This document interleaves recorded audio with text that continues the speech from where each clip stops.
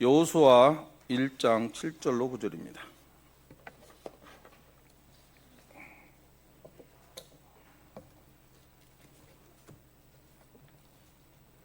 여호수아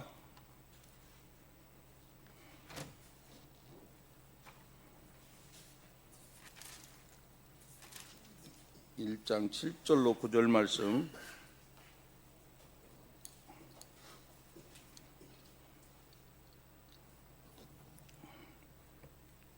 찾은 줄 알고 봉독해 드립니다. 오직 강하고 극히 담대하여 나의 종 모세가 내게 명령한 그 율법을 다 지켜 행하고 우로나 좌로나 치우치지 말라. 그리하면 어디로 가든지 형통하리니 이 율법책을 내 입에서 떠나지 말게 하며 주야로 그것을 묵상하여 그 안에 기록된 대로 다 지켜 행하라. 그리하면 내 길이 평탄하게 될 것이며 내가 형통하리라. 내가 내게 명령한 것이 아니야. 강하고 담대하라. 두려워하지 말라. 놀라지 말라. 내가 어디로 가든지 내 하나님 여호와가 너와 함께 하느니라 하시니라.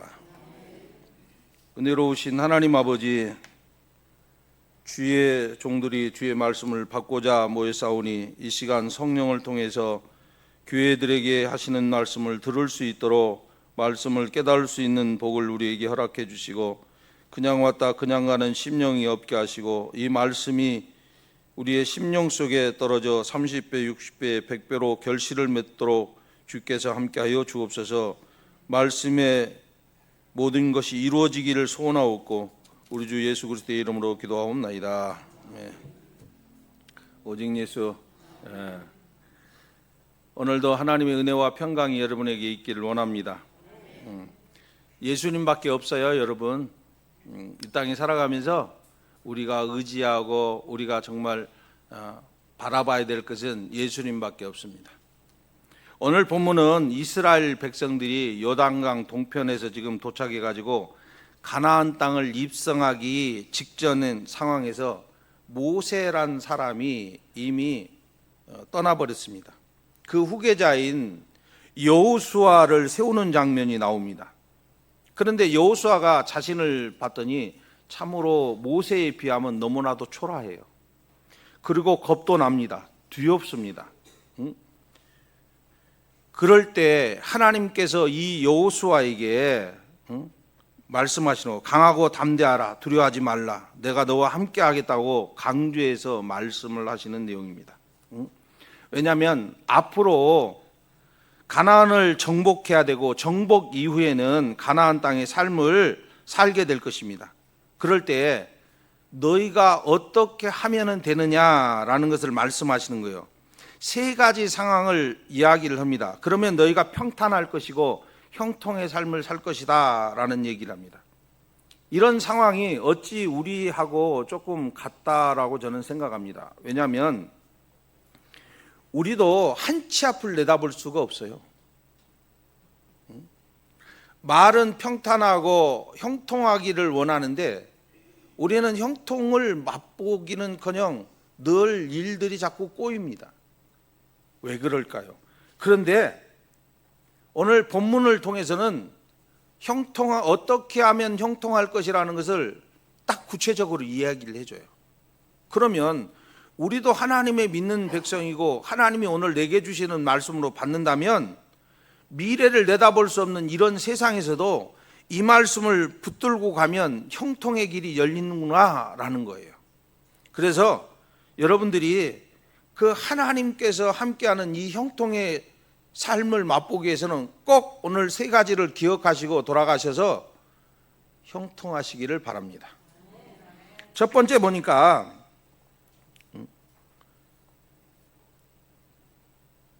하나님의 말씀을요, 이 율법책을 내 입에서 떠나지 말게 하라라고 얘기합니다.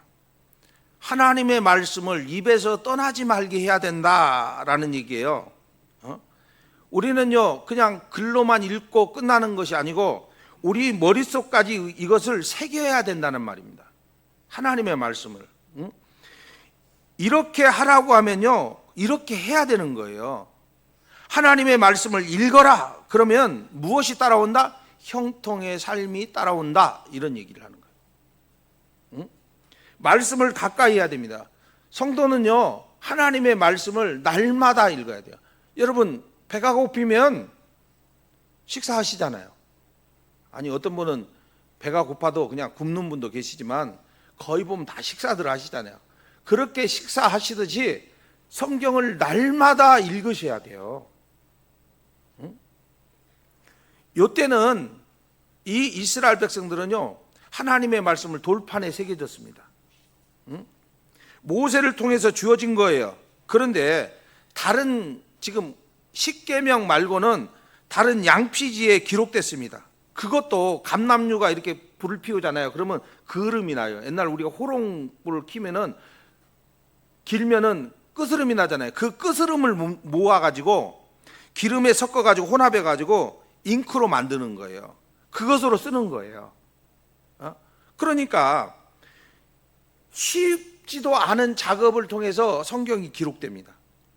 그러다 보니까 이게 제사장들이 그 말씀을 딱 전하면요, 그거를 그대로 암송을 해버리는 거예요. 왜? 내가 또 볼 수도 없어요. 극소수만 이걸 가지고 있기 때문에 그러는 거예요. 그래서 명령을 선포될 때에 이스라엘 백성들은요, 그 명령을 잊지 않으려고 입에서 계속 이것을 되뇌입니다. 외우는 거예요. 그래서 머릿속에서 절대 떠나지가 않아요. 여러분 만약 여러분의 입술에서 하나님의 말씀이 떨어지는 순간 어떻게 되는지 모르시잖아요. 여러분, 신앙이 굳어지기 시작하는 거예요. 말씀이 내 입에서 떠나는 순간 나는 굳어져요, 신앙이. 그래서 매일 입술로 하나님의 말씀을 고백하지 않으면 영적 감각이 아주 둔해져 버려요. 입으로 말씀을 떠나는 순간 여러분, 그 자리에 무엇이 차지하냐면요, 불평, 원망, 시기, 질투, 두려움, 세상 염려, 순간적으로 다 밀려 들어와 버려요. 그런데 하나님의 말씀을 계속 하고 있으면요, 불안, 염려 이런 거 다 하나도 없어요. 입술의 고백이 여러분, 여러분의 삶을 지키는 방어벽이에요. 그래서 말씀을 계속 읽고 말씀을 되뇌이고 말씀을 계속 암송을 하는 거예요. 유대인들은요, 실제로 걸어가면서도 집에 앉아있을 때 일할 때도요, 늘 입으로 중얼중얼합니다. 끊임없이 입 밖으로 내뱉어야 되는 거예요. 그래야 여러분 세상 유혹을 이기지. 예?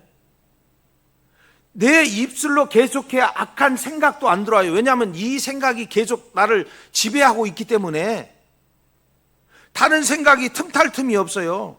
그래서 입술이 어찌 보면 영적 방어벽이에요. 이 방어벽을 지키는 사람이 있고 어떤 사람은 아예 그냥 놔둬버리는 경우가 있어요. 완전히 허물어진 사람들. 그런 사람들의 입술에서는 늘 나오는 것이 뭐냐면 원망하고 불평하고 시기하고 이런 말만 나와요. 너 때문이야, 너 때문이야. 당신 때문에 이렇게 됐어. 당신 때문에 이렇게 이제 나오게 되는 것이죠. 여러분, 하나님께서는 우리를 너무 잘 아셔요.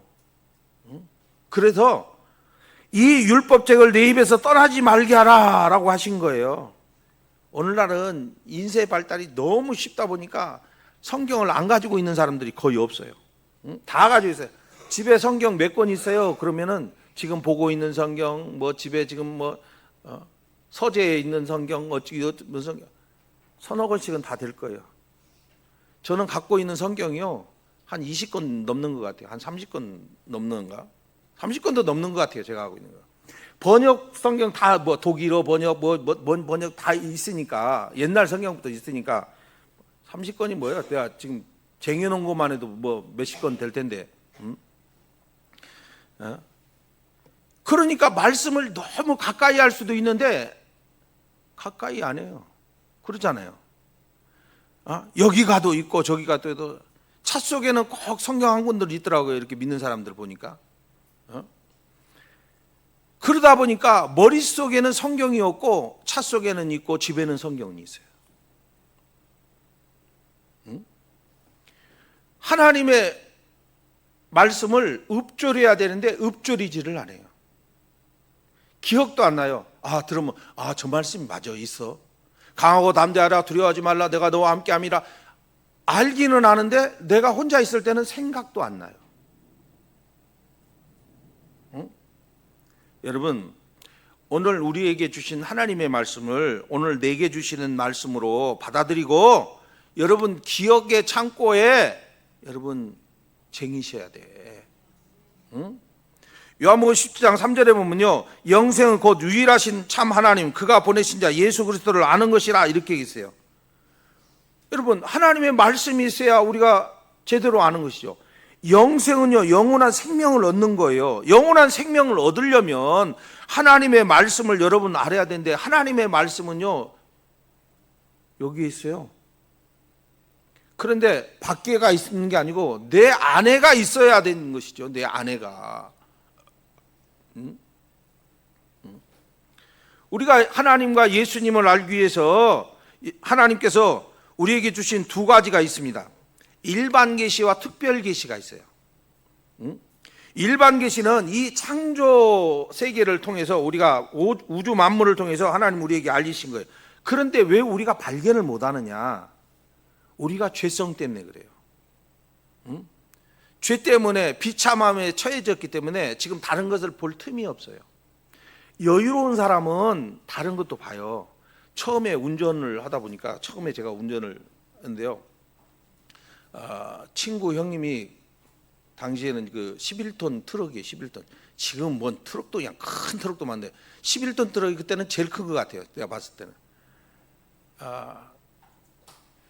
운전면허 지금 처음 땄어요. 형님이 얼마나 피곤했는지 자요, 뒤에서. 그 11톤 트럭에는 그 뒤에 좌석이 이렇게 잠자는 곳이 있어요. 자는데 친구놈하고 둘이 이제 형 따라간다고 차에 탔다가, 야, 너도 면허증 땄잖아. 나도 땄다. 우리 운전하자. 고속도로를 달리는데요, 옆에는 안 봐요. 나만 보고 가는 거야 돼. 그런데 가면은 이리 갔다 저리 갔다, 이리 갔다 저리 갔다. 나는 빤듯이 가는 거예요. 다른 사람 봤을 때는요, 좌측 갔다 우측 갔다 좌측 갔다 우측 갔다 이렇게 가는 거예요.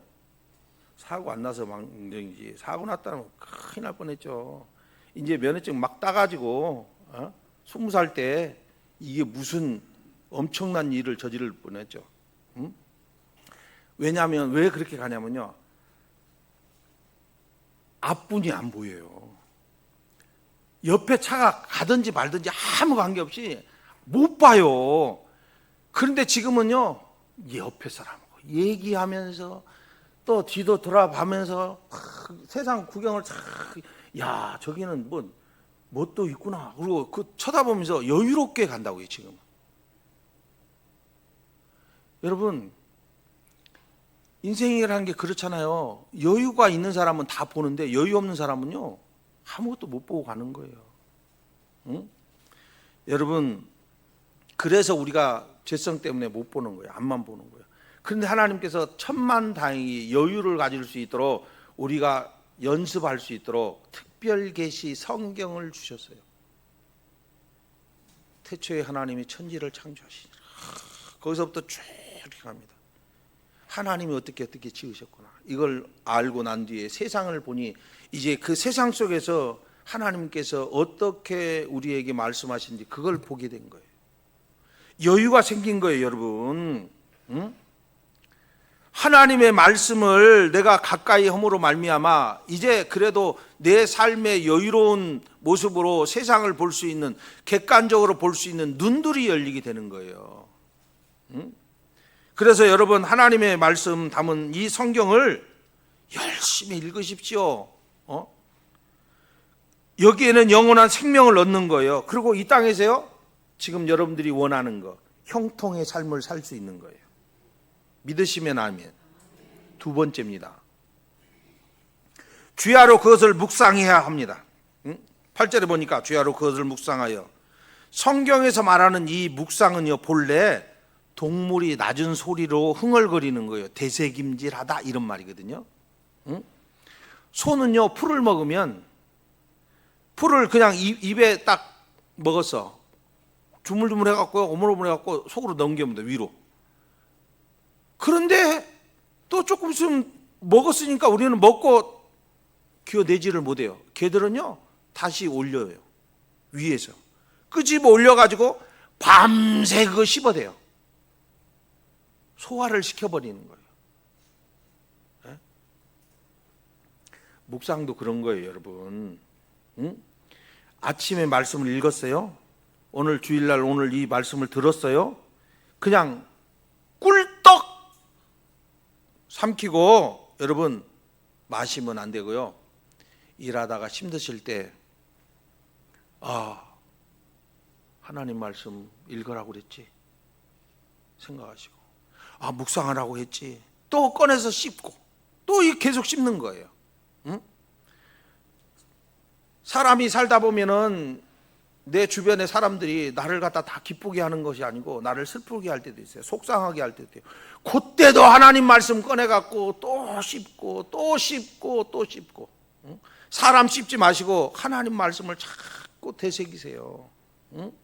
잠들기 전에 가만히 생각하면 내가 외로워. 응? 혼자 계시는 분들은 잘 아실 거예요. 저도 외로워요. 저도. 그럼 다른 거 뭐 할 거 있어요? 외로우면요 또 꺼내서 또 생각난 거 또 읊조리세요. 끊임없이 되새김질하면요 내 영혼의 피가 맑아져요. 살이 붙는 거예요. 거친 세상에서 이길 수 있는 힘이 하나님의 말씀에서 나오는 거예요. 우리가 말씀의 의미가 무엇인지를 잘 묵상하면은, 가슴에 새기기만 하면 내 입에서 나오는 그 말씀을 통해서 역사는 일어나는데, 입에서 떠나지 말게 하라는 이 말씀이 무슨 말인지 모르니까 우리는 자꾸 넘어지는 거예요. 하나님의 뜻이 무엇인가 바르게 깨달은 것이 굉장히 중요합니다. 형통의 삶을 살기 위해서 하나님의 말씀을 주야로 묵상하는 삶을 사시는 여러분 되시기 바랍니다. 묵상하시려면요 여러분 인내가 필요해요.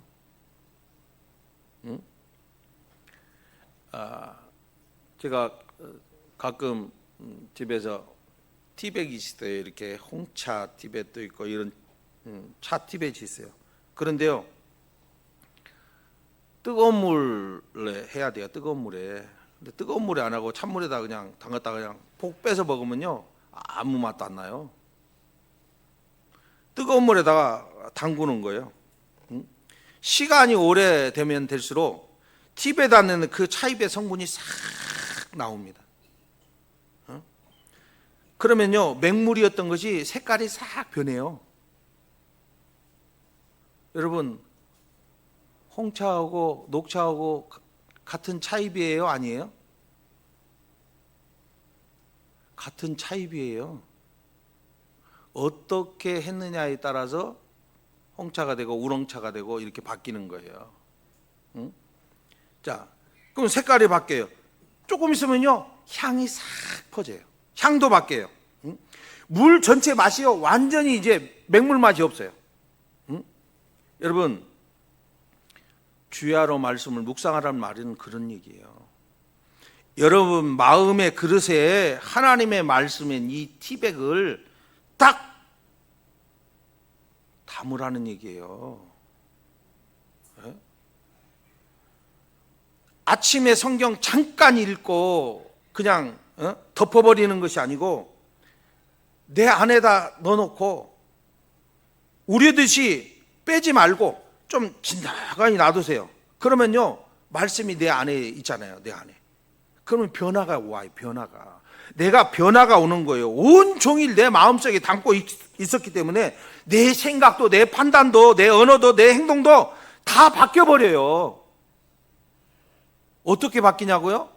말씀이 내 안에 있으니까 하나님의 성품으로 하나님의 뜻으로 내 삶이 바뀌는 거예요. 인생 전체가 바뀌는 거예요. 여러분 바꾸고 싶지 않습니까? 지금까지 인생 참 너무 참 그렇게 살았다, 그렇지 않아요? 응? 바꾸고 싶으면요, 여러분 하나님의 말씀을 깊이 여러분 정말 우려해야 돼요. 우려해야 돼. 응? 묵묵히 마음속에 넣어놓고 가슴에 담고 있으셔야 됩니다. 그리하면요, 여러분의 생각을 말씀이 지배가 되어가는 거예요. 우리는 하나님의 지배를 받기 원하면서 지배를 못 받아요. 왜냐하면 내 생각이 너무 크기 때문에, 내 판단이 너무 크기 때문에 그래요. 그래서 말씀을 깊이 묵상하고 있으면 그 말씀이 나를 움직여요. 이제 그건 하나님이 나를 움직이기 시작하는 거예요. 그때서부터. 여러분, 하나님의 말씀을 머리로만 이해하지 마시고 가슴 속에 담으십시오. 그러면 실제로 삶에 적용이 되고 실천하기 위해서 여러분 하나님의 말씀을 연구하게 되는 거예요. 묵상을 노력할 때 여러분에게 하나님께서 형통의 삶을 주신다고 약속하신 것입니다. 그래서 우리가 하나님의 말씀을 읽고 또 묵상하다가 성공의 삶을 사는 사람들이 수없이 많습니다. 왜 그들의 삶은 우리는 쳐다보기만 하고 왜 우리는 없어야 될까요? 우리는 목사님들이 많이 얘기하는 석유 안 그러면 록펠러예요. 이 사람이 설립한 회사가 스탠다드 오일입니다. 그런데 말씀을 드리는 거예요. 중역 중에 한 사람이 성경을 통독하게 되는 거예요.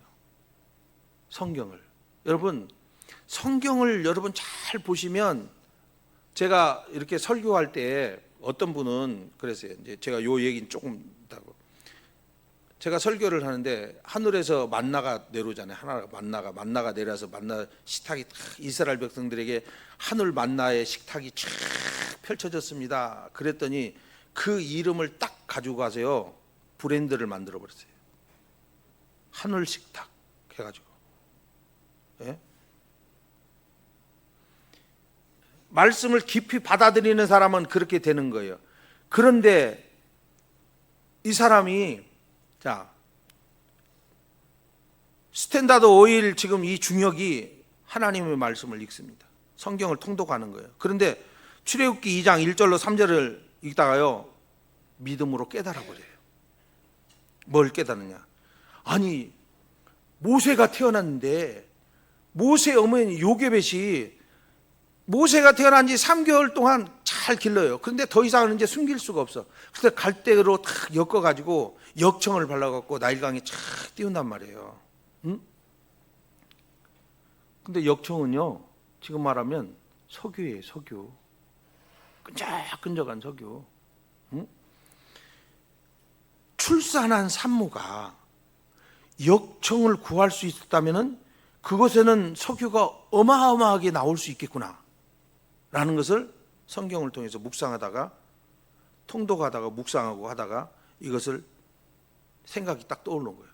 그래서 이제 지질학자 찰스 휘스트라는 사람에게 그 지역을 탐사하게 합니다. 어마어마한 석유가 나와버립니다. 응? 여러분, 유전을 발견해버리는 거예요. 그럼 한번 보세요. 역청을 발랐다는 것은 이미 밖으로 나온 석유가 있었기 때문에 역청으로 바른 것이지, 그때 당시에 무슨 놈은 뭘 지하를 파가지고 이걸 빼내겠어요? 그런 기술도 없지. 그런데 나온 그걸 발라가지고 했던 그 지역을 지질 조사해 봤더니 유전이 발견돼 갖고 엄청난 것이 나옵니다. 응? 여러분, 하나님의 말씀 안에 숨겨져 있는 비밀을 여러분 찾으세요. 응? 고작 이 땅에서 그냥 다른 사람들하고 저렇게 부딪혀 갖고 막 뭘 하려고 하지 마시고, 하나님이 이 안에 여러분들이 사업하고 싶으면 사업, 농업이면 농업, 이 안에 다 들어있어요. 이 모든 것이 이 안에 다 들어있어요. 목사들이 뭘 알아서 그랬어요. 이 안에 행정이 다 들어있고, 이게 정치가 다 들어있고, 이 안에 다 들어있는 거예요. 이 성경만 여러분 믿음으로 하나님의 말씀을 읽으면서 깊이 묵상하면 그 의미가 하나님이 숨겨놓은 그 비밀이 그냥 수없이 나오는데 왜 이렇게 성경을 가까이 하지 않을까요? 젊은 친구들이여, 성경을 더 가까이 하시오. 여러분의 미래는 이 성경 속에 있어. 아시겠어요? 예? 민서 선생님, 자연을 어떻게 갖고 와야 되느냐? 성경 봐. 성경 안에 다 들어있어. 예? 여러분, 성경 읽고 성경 묵상하고 그러면 엄청난 비밀을 발견하고 되고요. 여러분의 삶도 완전히 변합니다. 영적으로, 물질적으로, 인격적으로 완전한 변화는요, 하나님의 말씀을 묵상할 때 여러분 그렇게 됩니다. 우리 그리스도인들은 하나님의 말씀을 1.1획도 틀림없다고 믿고 성경에서 삶의 유익을 찾아내는 영감받는 여러분의 형통의 삶이 되기를 바랍니다. 세 번째 보면 기록된 대로 다 지켜 행하라 라고 얘기합니다. 그 안에 기록된 대로 다 지켜 행하라. 그리하면 내 길이 평탄하게 될 것이며 내가 형통하리라. 다른 말 아니죠? 이 말씀에 잘 순종하라 이런 말이에요. 말씀에 그대로 순종하라. 자, 말씀 읽고 묵상만 하면 깨달았으면 그대로 깨달은 대로 순종하라 이 말이잖아요. 읽었어요. 읽고 이 말씀이 무슨 말이구나. 순종해라. 기록된 대로 다 지켜 순종하면 어떻게 된다고요? 형통의 삶을 살게 된다 이 말이잖아요. 어려운 말 아니잖아요. 하나님의 말씀을 다 지키는 때에는요, 여러분 우리가 참 지키기가 힘들어요. 왜냐하면 죄성 때문에 그러는 거예요. 쉽지 않아요. 죄성을 가진 사람들이. 그러니까 내 입에서 하나님 말씀이 계속 있는 사람하고 하나님 말씀이 없는 사람하고 원망하고 불평하고 막 이런 사람들 가만히 보세요. 하나님 말씀을 잘 지킬 것 같아요? 순종할 것 같아요? 순종 안 해요. 근데 하나님 말씀 늘 되뇌 있는 사람은요, 그냥 순종하라면 그냥 늘 순종해요. 없으니까 늘 입에 나오는 게 뭐예요? 원망하고 불평하고 시기하고 질투하고 막 이런 것만 나와. 그러니까 이런 사람들은 참 넘어지기 쉬운 존재들입니다. 그래서 육신의 전욕, 안목의 전욕, 이생의 자랑 때문에 넘어지는 거예요. 어떻게 하면 하나님 말씀에 순종할 수 있을까? 정답은요, 예수님 사랑하는 거예요. 네? 사랑하지 않고는요, 하나님의 말씀에 순종할 수가 없습니다. 여러분, 젊었을 때는 사랑하는 사람이 있으면 사랑하는 사람이에요. 그럼 그냥 무엇이라도 따다 줄 수 있었죠? 하늘의 별이라도 아마 따다 주려고 했을걸요?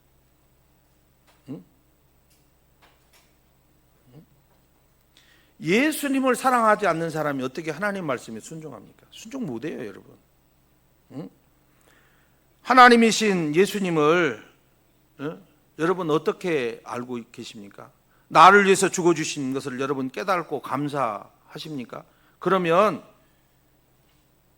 그분을 사랑하기 때문에 하나님 말씀에 순종해요. 그런데 아직도 그것이 긴가 민가 하고 있으면 순종 안 합니다.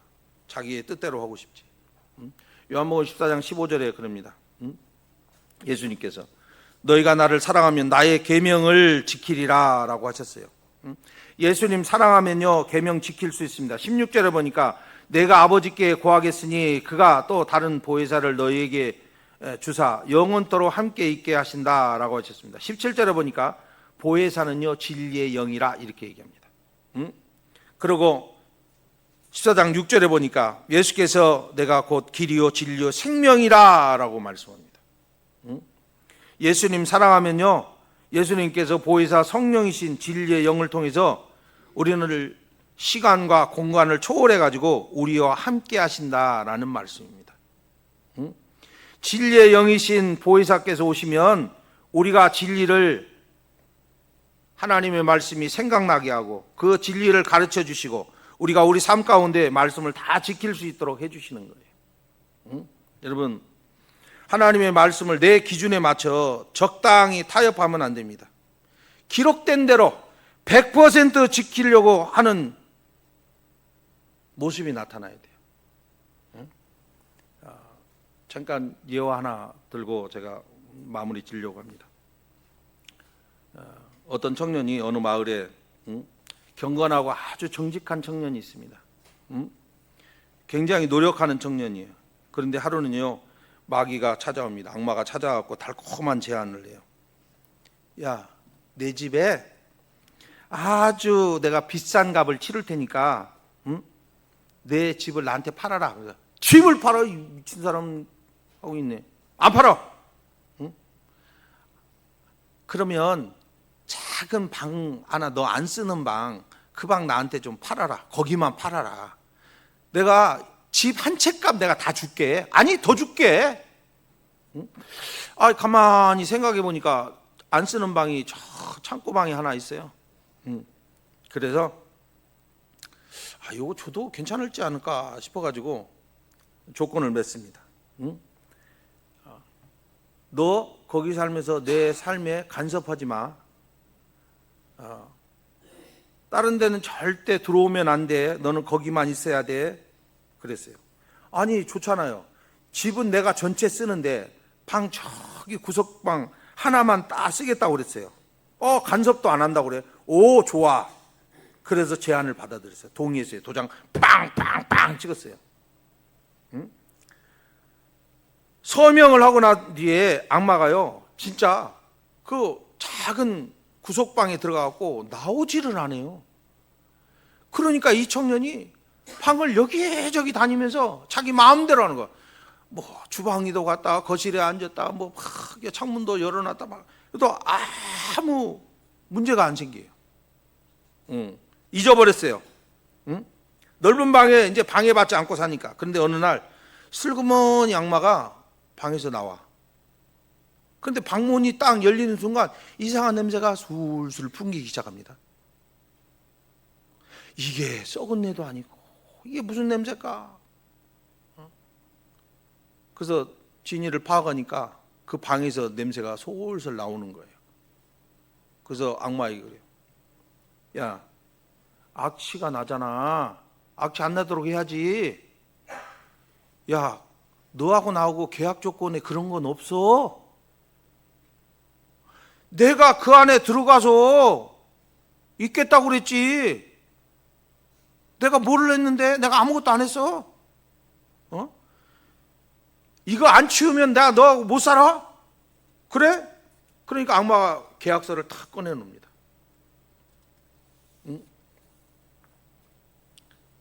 악마가 하면서 얘기하는 거야. 착각하지 마. 이 집이 다 네 거지만 저기는 내 거야. 내 거야. 내 방에서 냄새가 흘러나오는 거 그거 네가 타치할 것 아니잖아. 근데 이 청년이 거기를 내줘버렸기 때문에 이 계약서를 깨트릴 아무 할 말이 없어요.